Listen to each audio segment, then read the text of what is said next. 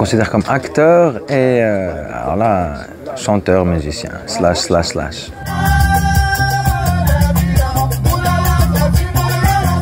Cette passion, elle a commencé pour les Gnawa principalement au début des années 90.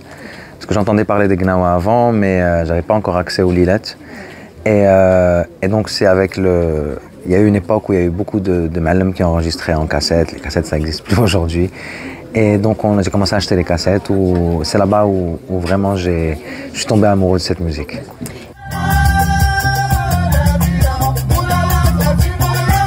Alors l'inspiration, elle est venue quand j'étais très jeune. Et c'est avec ma mère dans la voiture.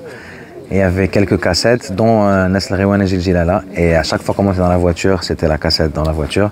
Et donc c'est là où le son du Genbrei m'a vraiment captivé. Le rituel, il est fait pour être exercé dans des endroits spécifiques, c'est-à-dire les lilas et les moussem. Le jour où vous irez dans une lila et que vous trouverez un guitariste assis à côté du ma'allam, inquiétez-vous. Pour l'instant, il y a encore les qalaqbiya et les mqaddimat et les bkhor et les jdba. Pour l'instant, tout va bien.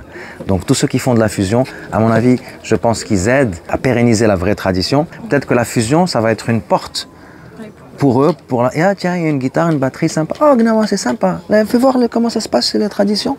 Et donc, du coup, tiens, un fan en plus sur la tradition.